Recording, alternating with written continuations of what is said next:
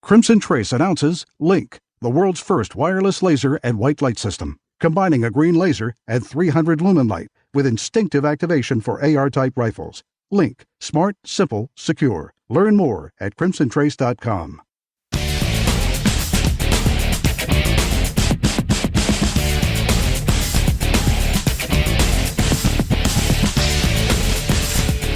This is Tom Gresham's Gun Talk, now available on iTunes and other podcast clients, and on the free Gun Dealio smartphone app for iPhone and Android. Feel free to call Tom now at 1-TOM-TALK-GUN or 866-825-5486, or email Tom at guntalk.com. Now, once again, here's Tom. All right, we're back with you. Tom Gresham here. We are live from a cabin in the mountains in Idaho. It's amazing what we can do these days with the remote gear.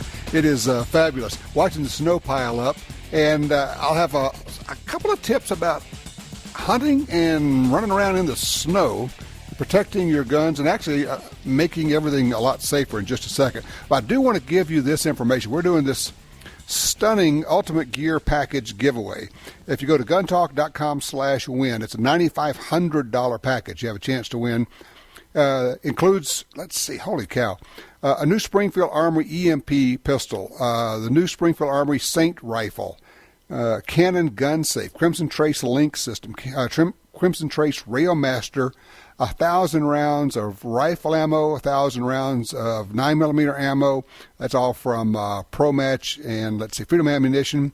Oh, it goes on and on. It's crazy stuff. Dueling trees from Action Target, clothing. Let's see, crossbreed holsters, crossover belt, nylon belt. It just goes on and on.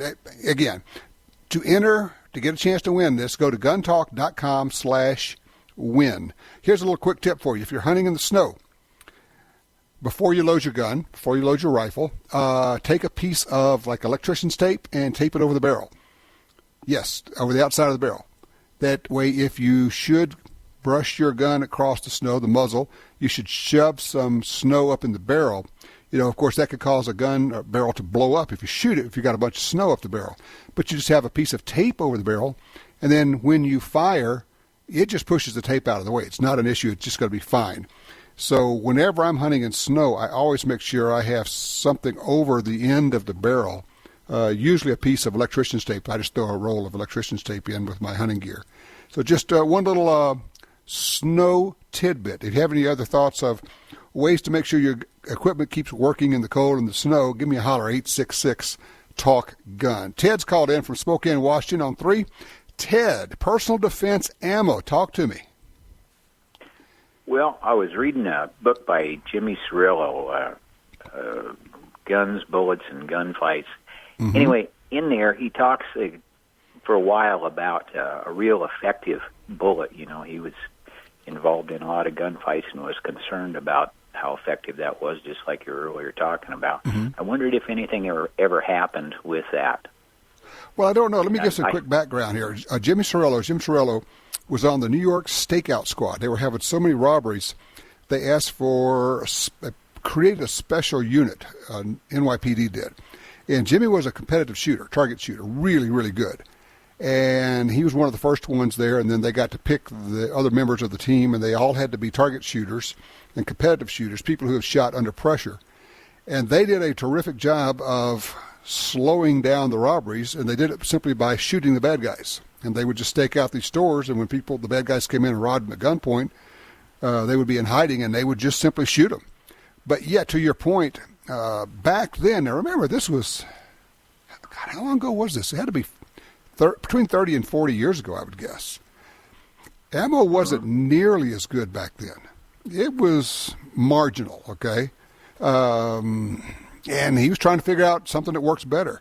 And Ted, here's the deal.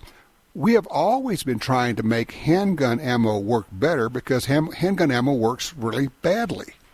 It's, at its best, it's marginal. I mean, honestly, that's why we always say if you have a choice, you can pick up a rifle or a shotgun. The only reason you'd use a handgun in self-defense is because they're small enough to carry them around with you. But honestly, in your house, you probably ought to have a rifle or a shotgun. They're just that much more effective. So I'm not sure what Cirillo ended up coming up with, But boy, back then there was a lot of experimentation going on. What do you like for your self-defense rounds? What do you carry? What do you use? Well, because it's so concealable, I have a XDS and 45, and I've got core bond Powerball in it. Very good load, and that is almost all. I mean, they're very consistent. That's really the best you're looking for. It's something that has enough power. It's consistent. The core bond, the Powerball, has a plug in the hollow point. The idea behind that was, well, let me back up. One of the problems with hollow point ammo is when you're shooting through clothing, fabric, it can plug up the hollow point to the point where now it's functioning as a solid and it doesn't expand. The idea behind the Powerball, and there have been a couple of other designs that are similar to that, was we'll put a plug in the hollow point to keep it from plugging up, but this plug is designed to push forward and actually get penetration. So I take it you've shot these on target and they work well in your gun? Oh, yeah, they pumped up almost to the size of a quarter, and even with that, it's a 3 3/3-inch barrel. It's fine, but mostly it's concealable, and that's, those hollow points, they're not going to go through and through. So right. I think that's the best I can do, and when something better comes along, I will definitely use it. But anyway, hence my earlier question. So yeah, I would say take a look at this new Honey Badger ammo from Black Hills Ammo. We just had Jeff on talking about. It's fascinating stuff. I've actually got to see some of the early versions of that in the lab up at Black Hills Ammo. Gosh, year and a half ago. Startling.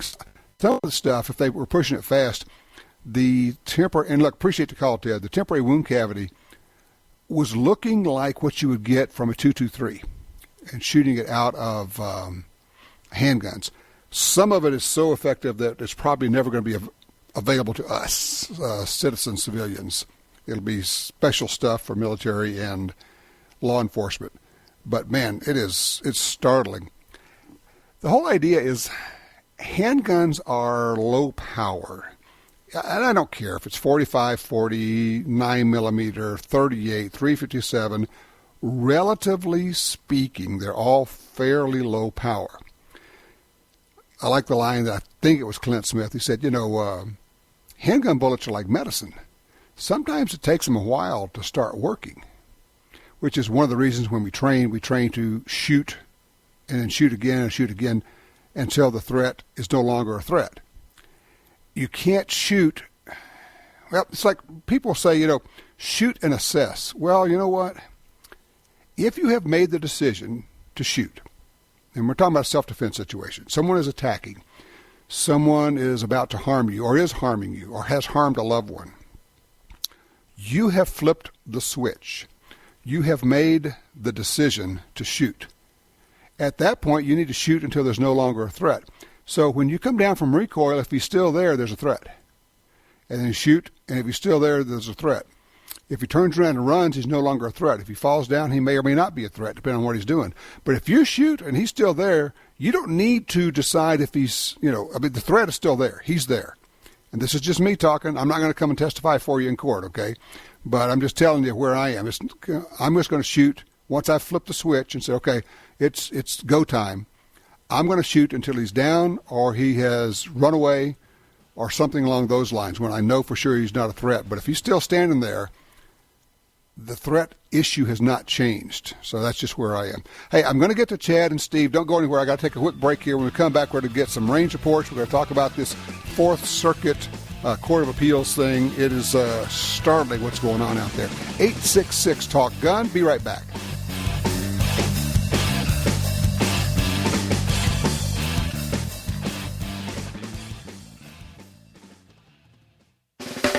The Ruger pistol that started it all is now even better.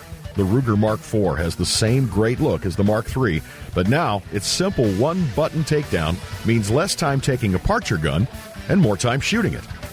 Disassemble it in seconds for no hassle cleaning. Learn more about the Target, Hunter, and 2245 Light Mark IV series models at Ruger.com. The Ruger Mark IV, another rugged, reliable firearm from Ruger. If you carry a gun, you need training. Your concealed carry class was definitely not training.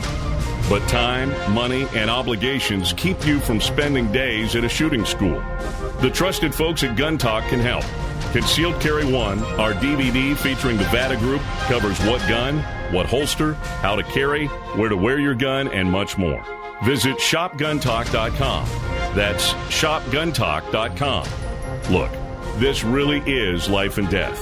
Learn how to stay aware, how to get away, and how to fight if you must.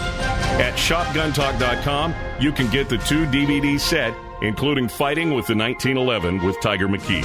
No matter what gun you carry, this vital training info can save your life. Learn the draw, the stance, reloading, vital gear from Gun Talk. That's shopguntalk.com. shopguntalk.com. In the war on terror, fighting crime in the streets, in competition and homes around the world, one name in firearms stands out: Sig Sauer. Our pistols and rifles are renowned for their unfailing performance. This same commitment to excellence can be found in our line of SigTac accessories and the training offered by the Sig Sauer Academy. For unmatched quality, reliability, and innovation when it counts, choose Sig Sauer. Visit sigsauer.com today.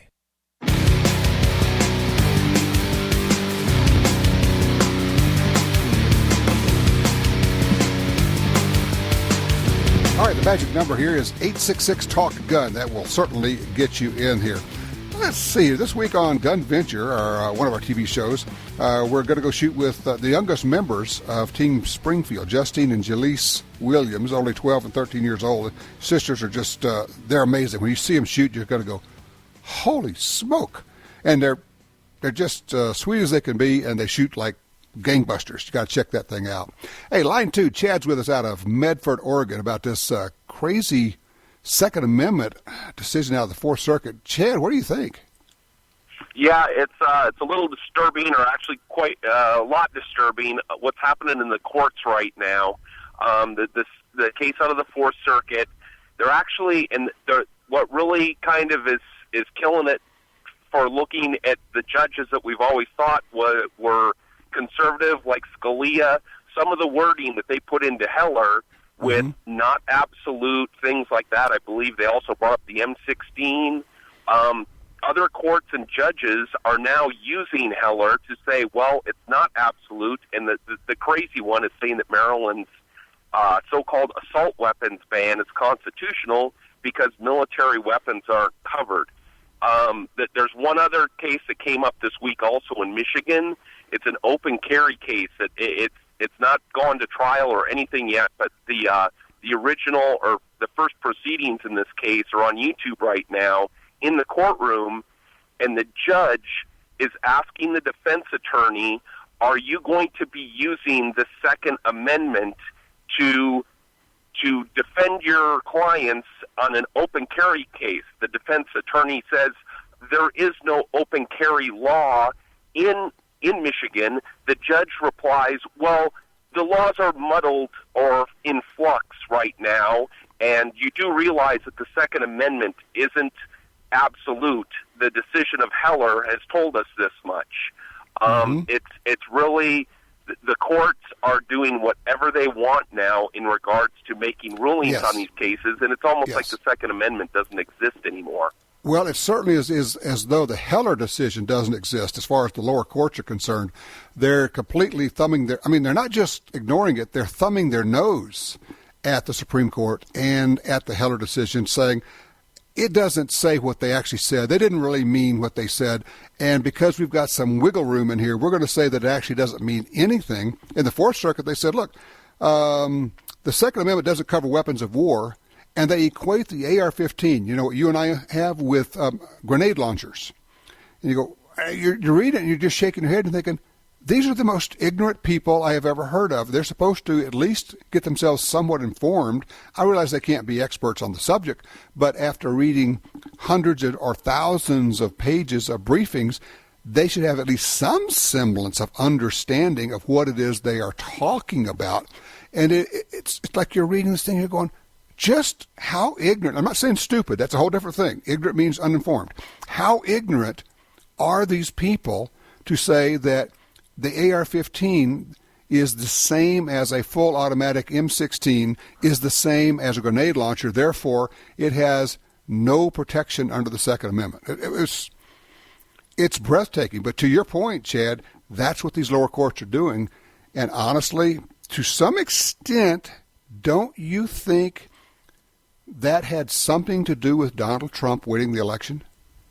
Yeah, I also think that I don't think it's necessarily ignorance. They are taking a backdoor route to getting an assault weapons banned. This isn't ignorance. They know what they're doing because the Second Amendment is strictly to protect weapons of war. What do you think militias use? The 1934 NFA is unconstitutional right on its face because it took away fully automatic weapons, and that's exactly what militias use and would need in a time of keeping a free state, just as the Second Amendment, its purpose. It's an interesting point you make there, Chad. Look, I appreciate the call, is that the original intent of the Second Amendment was to give the public, the citizens, the ability to keep the government in check. And then you go to like U.S. versus Miller, 1939 Supreme Court decision. What they said was, in essence, if you boil it down, that Miller was found guilty of having a sawed-off shotgun because he didn't show that it had a military use, a Second Amendment use. In other words, if they had said, look, this is used by the military, then he would have been able to have it, which is the opposite of what the courts are saying now. They're saying, well, if it's used by the military, then you can't have it. So you have the 1939 Miller decision saying if it's a military-type firearm, then it is covered by the Second Amendment. And now the courts are saying that anything that is a weapon of war that's used by the military is not covered by the Second Amendment. It's pretty crazy right now. And we may have a chance. Honestly, if Hillary had gotten elected, we would have no chance whatsoever. None, zero, it would be over. These guns would have gone away. At least they would have been outlawed. Whether or not they go away depends on what you decide to do with your guns. That's a topic for another time. PVC pipe. Okay, line 1. Steve's with us in Omaha, Nebraska. Steve, range report, please. Yes, range report. This is on the Smith & Wesson Model 69 Combat 44 mag. Uh-huh. And I've had it about a year. I think it's been out just over a year, something like that, last week or the last few weeks. Mm-hmm. You've had your comments about the GP100, and I bought my first 686 like 30 years ago, and I've never turned back. I've always stayed with Smith. But I like the 69 because it's an L-sized frame, not the big N frame. Right. It's you don't see a big difference, but boy, do you feel the difference in your hand.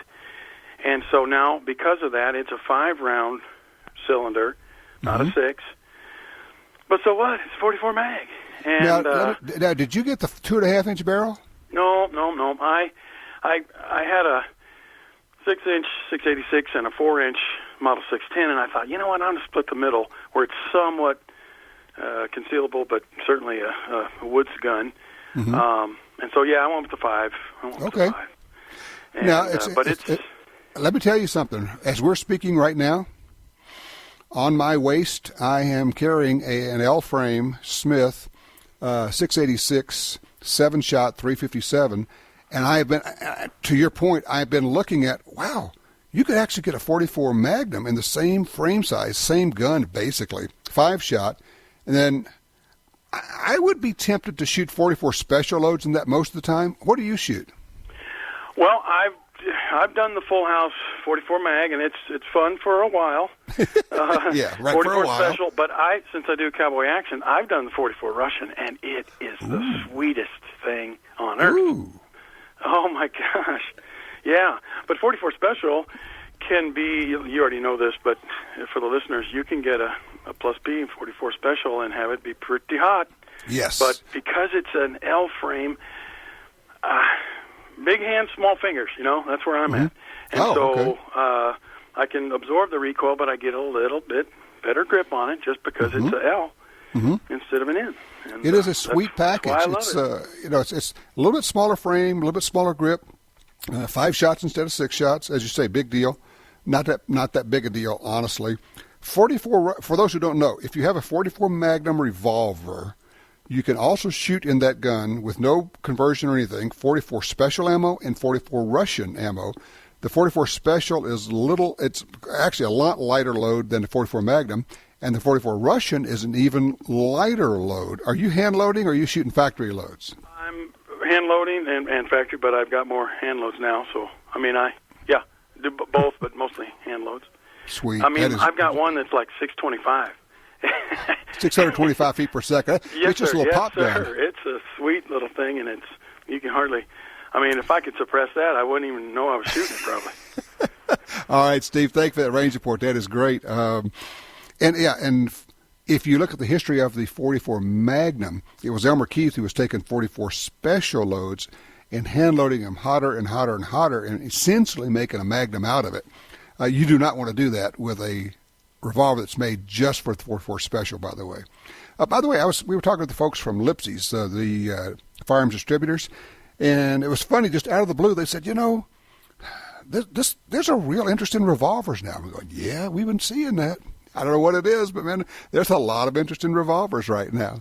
Let's see. I tell you what. Oh, we're not going to talk. Paul, don't go anywhere. I do want to talk to you, and I want to talk about the whole idea of courts legislating from the bench. But I've got about a minute left, and that's not enough time. It wouldn't do you justice. So don't go anywhere. Just stay on hold, if you would, please. And the rest of you, if you've got a comment or a question, by all means, give us a holler. It's 866-TALK-GUN, or just dial Tom Talk Gun. Now, here's the thing. If you're driving down the road and you just stumbled upon this show, and it's called Gun Talk, and you're thinking, boy, what a bunch of loons, crazy people, that's okay. We can have the conversation. This is not a place where we shout people down or cut you off. If you don't like guns, or if you think we should have more gun control laws or reasonable gun control laws, call me and tell me why. I will give you the floor. And I truly would be interested in knowing what the thinking is there. 866-TALK-GUN will get you in here.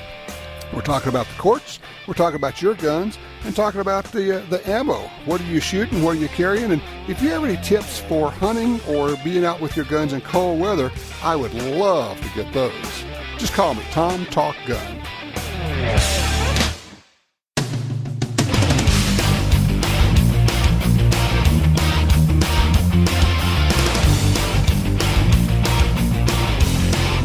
Want your opinion to make a difference? Log on to our website and take the Gun Talk poll, www.guntalk.com. Now, once again, opinion page regular contributor for the Washington Times, here's Tom. All righty, back with you, Tom Gresham. Just give me a holler, 866-TALK-GUN will get you in here. I've got a couple of my buddies sending me text. One's in California listening, and one is in China. Yes, China. Listening. I wonder if the communists know that. Listening to online streaming. Fun stuff. In Virginia, talk about elections having consequences. Governor McAuliffe, of course, who just squeaked in, an anti-gun guy for sure. He is reconfirming his anti-gunness, if you will. He's planning to veto a bill that would prevent government agencies from enforcing gun bans at emergency shelters. In other words, right now they have a ban. You can't take a gun into an emergency shelter if there's a flood or a fire or a hurricane. And they say, yeah, you can come to the shelter, but you can't protect yourself when you're there. And so he's saying, well, no. And the legislature passed a bill that said, no, we're going to repeal that. People should be able to protect themselves when they go into shelters. And Governor McAuliffe says, nope. You have to be defenseless when you go into shelters. I would love to send him some information about Hurricane Katrina and what happened in shelters. In fact, if you don't have it, if you haven't read it, a book, The Great Deluge, take a look at that. You will get a new appreciation for the levels of corruption and incompetence and just pure evil that some government entities are capable of. 866-TALK-GUN. Line 3, Paul's with us out of Minnesota. Paul, let's talk about these courts. What are they doing right now? Well, they're legislating from the bench. It's all about their opinion. They are, just like you said, they are snubbing their noses at the Heller case decision, and they are legislating with their opinion. They're not even looking at the laws, and it's the same thing what happened with that Ninth Circuit decision with Trump putting a ban on those 7 countries. He had every right to do that to protect the citizens of this country, and they said, no, you can't do that. Well, that's their opinion. It was his right. It was his right. Well, I mean, under the law, he has the sole discretion to do that. The president has that ability. And for the court to say, no, well, you have that ability, but we don't think your reasoning was good enough, so we're going to put a stop to it. That's one of those deals that the problem is, if we had Gorsuch in the Supreme Court, they could just have immediately flipped it and gone to the Supreme Court and gotten that Ninth Circuit overturned. We don't have that yet. That's why we have to get Neil Gorsuch on the Supreme Court. And that's going to happen. But right now, we've got this 4-4 situation. And so we dare not take a case like that to the Supreme Court because it'll get solidified on the leftist side there. But, Paul, I appreciate the call, sir. BP is in Tulsa, Oklahoma, line 2. BP, what are you thinking about buying here, or a 380? What are you doing? Well, I've listened to your Black Hills Ammo guy, and they're making this new hot ammunition, and I was wondering if and they're making a 380. I was just wondering if the 80 now would be a good home defense weapon. I think the 380 is a perfectly acceptable personal defense caliber. It is up to the individual, of course, to be able to use it. The reason I would use a 380 for personal defense would be when I was carrying the gun. But in home, where I don't have to hide the gun, if you will, to conceal a gun, I would probably opt for a larger caliber. Not to say that the 380 won't do the job, and with good ammo, it's very effective. But if I had a 380, I would think I would want to use the very best ammo, and it sounds like this is some pretty radically good ammo. I have not shot it yet. I cannot wait to get some of it and try it. As soon as I do, I'll be able to give you a first-hand report. But yeah, there's nothing in the world wrong with a 380 for personal protection. Is it in the outlets yet? I don't know. I should have asked him. I don't know. You might check your local stores. If they don't have it, ask them to order the Black Hills. What do they call it? The Honey Badger. Ask for the Honey Badger ammo from Black Hills, okay? Honey Badger, okay. Honey Badger. Got you covered. Thank you. Thanks, BP. I appreciate that. Bill's in Reno, line 4. What happened to you, Bill? Yesterday, I was at Dick's Sporting Goods. They just opened up a branch in Reno. Wandered in there just to see what's going on. I had been one in Idaho. So I went to the Reno store, and I was go over at the gun counter, and I said, hey, I'd like to look at that Model 700 there, and it looks to me like it doesn't have a box magazine. And he says, can I see your ID? And I said, see my ID? For what? First of all, we have to make sure that you're not a California resident before you're allowed to touch a gun, and that's the reason we're asking for an ID. I said, are you kidding me? So, Tom, I don't know what's going on with that store brand, but from the corporate, they're saying that we must show an ID, at least here in Nevada, because we're right across the border from California, that we have to show an ID to even look or touch a gun. Well, I can tell you what's going on. It's Dick's Sporting Goods. Remember, or you may not know, Dick's is the outfit that after the Newtown shooting, they decided to get rid of all AR-15s because these are bad, evil guns that kill children. Okay. So well, at that point, I had seen the last I'll ever see of the inside of a Dick's Sporting Goods store. You and me both, brother, and I'll tell you, I think they're selling baseball bats and snow skis, but a necessary evil that they don't want to sell guns. I think they're anti-gun. Well, clearly, they'll make the money off of it, but, I mean, for those who don't get it, there's no reason legally that they have to check IDs before you can see a gun. Even if you're a California resident, you can still look at guns. Now, they can say, well, we can't sell it to you. I don't think that's, we have to figure that out. They could actually ship it to a dealer in California. You could go through the process there. But, no, this is just more of their hand-wringing risk avoidance lawyers telling them what to do. And I will tell you, the moment they decided that they would just get rid of all their AR-15s because of the Newtown shooting was the moment when I said, then you're not with me. You don't have my back. you're in it just to do what you can do. And so I'm at that point, I was done with them. I'm still done with them. And it would take an awful lot to ever get me to change my mind. 866-TALK-GUN. Be right back.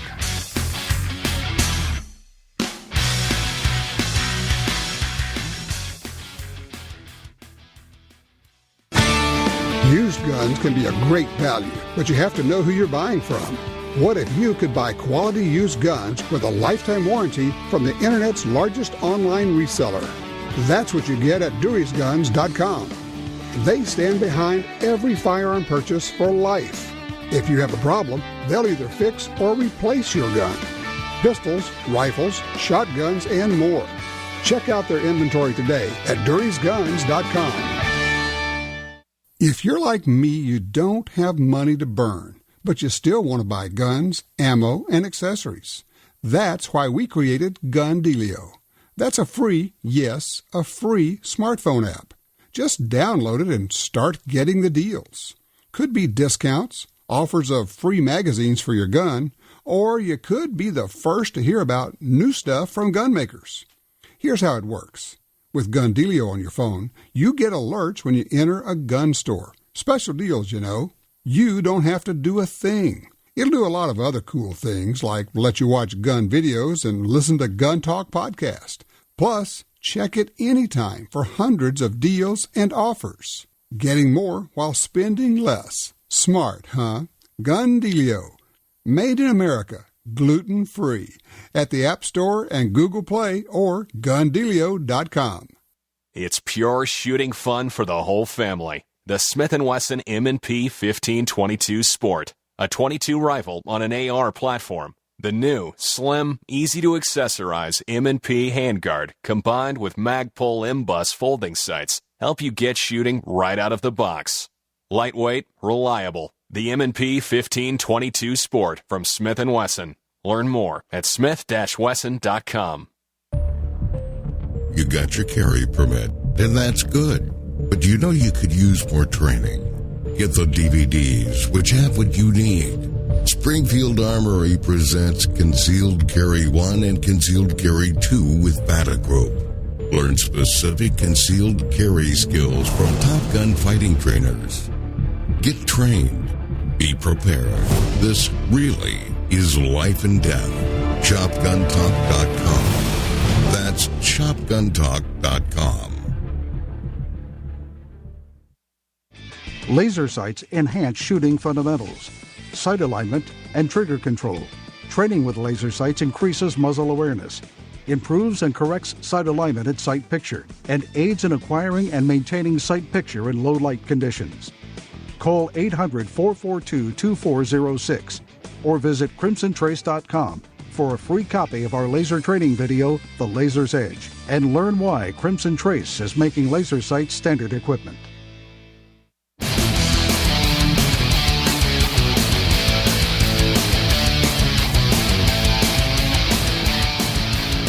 All right, back with you. 866-TALK-GUN gets you in there. Matthew's called in from Shreveport. He's on line 3. Matthew, what are you thinking about buying here? I was looking at getting the Springfield Saint or building my own, but I wasn't 100% sure of which one would be better to do since I'm new into the AR platforms. There's really no better choice or which one's the right choice. It's kind of like, well, what do I want to do? If you just want to buy one that somebody else has put together and they've made all the decisions on it, and you say, I just want to buy it and go out and shoot it, then that's the way to go. There is an argument to be made that that's a good way to go on your first AR. And here's the deal. When you buy your first AR, that's what it becomes, because there's going to be a second AR somewhere along the line. At that point, you may say, well, I'm going to go ahead and do the whole Build-A-Bear deal. I'm going to build my rifle from scratch and do it that way. It really is kind of more of a matter of temperament. If you're a fix-it guy, if you like to tinker, if you like to take apart things, you may want to do that. There's nothing wrong with it, and Lord knows you can sure get a lot of information on the web about doing it. On the other hand, it's pretty hard to beat the price point of the Saint, the Springfield Armory Saint. That's a lot of rifle. Yeah, that's what I've noticed, that the product or the products that are involved in that rifle is really nice products, but at the same time, I was looking at lowers, and there's so many different lowers. I mean, I've seen some for $300 to $59. What's the real difference in those? I mean, is it the milling or just the name that's stamped on the side? Sometimes, yes, both. Strip lowers right now, I'm seeing them anywhere from $59 to $99. When you go beyond that, you're probably getting lowers that have more on them. By the way, what you may want to do, one of the better, summer cast, summer billet, to Jim saying, you may want to go to the Brownells website. I think it's ar15builder.com. Yeah, that's what it is. ar15builder.com from Brownells. It'll tell you everything you want to know about building an AR, the parts, and what you need, and that kind of a deal. It's really a cool, helpful site. Okay, well, thank you very much. Absolutely. Lots of luck with it. It's no matter which way you go, it's lots of fun. Line 2, Ben's with us out of Texas. Ben, the SIG P320. Yes, sir. That's what the U.S. Army has gone with. I'm an Army veteran myself. Mm-hmm. They're a little late to the Tupperware party, but finally they've come around. And finally, I love it. When we made the transfer from the 1911 to the Beretta, which many of us accepted gladly. And now I'm glad to see that they finally come around to the Tupperware fan. I guess the main reason is that it's modular, okay? Yes. And that it could accept 9mm, 357 6-hour, or the 40 cal. Mm-hmm. And I think it's a wise move. Yeah, and they can make it whatever they want. I mean, the actual pistol itself is just this little bitty tinkertoy part in the middle. It's a serial number, and then you put different grips on it. You put different uppers, and barrels and slides, and so it could be a compact, it can be a full size, it can be a duty gun. It could actually transition into tricked out stuff for special forces if they want to go that way. I think this is just going to be the beginning of probably a very long run, and we're going to see a lot of variations, which is something you couldn't really do with either the 1911 as much, or certainly with the Beretta 92. It's just going to be easier. You don't have to have an armorer to do all of this and to put together special tricked out guns, if you understand what I mean. Yes, sir. No, I'm very happy that they finally gone, with the with that weapon. And you know how the government is; it takes a while to change over. Oh yeah, this has been a multi-year deal, and all the major gun makers put together handguns to try to get this contract. Pretty much everybody did, and as a result, we get the benefit of that because we're seeing a lot of guns, semi-auto pistols, being introduced to the market from these various gun makers, and a lot of these guns were originally developed to compete for this contract. They may not have gotten the contract, but now they're putting them out for the rest of us to shoot. That's pretty cool. Hey, I appreciate the call, Ben. Thank you, sir. Hey, here's something good news. New Hampshire has eliminated the license requirements for concealed carry. They've gone complete constitutional carry, and it's effective immediately. And I've had people say, well, but you're not saying that like anybody from another state can go. Yes. If you're from another state, if you're from the U.S., somewhere, anywhere, it doesn't matter, and you go to New Hampshire, you can carry. No permit necessary.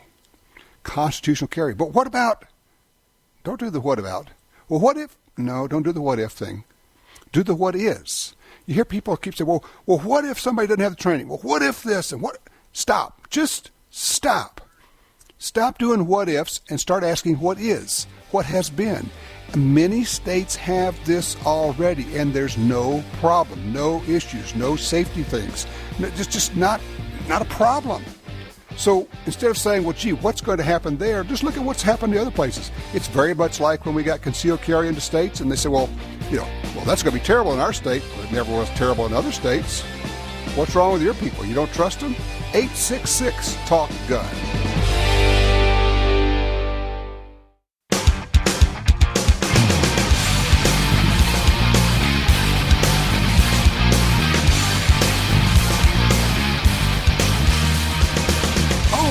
Oh, I got to get this. Let me call this up. I need to tell you about something. I just got an email from a fellow.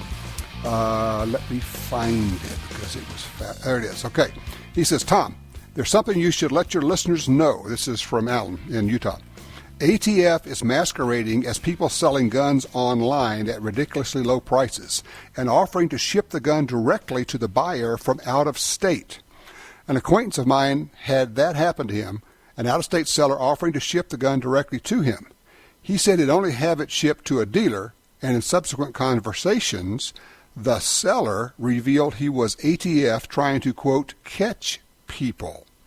He says, I think you need to let your listeners know that all firearms transfers must, as you know, take place through a licensed dealer. Well, that's true if it's going across state lines. That it's not true if it's in-state in most states, okay?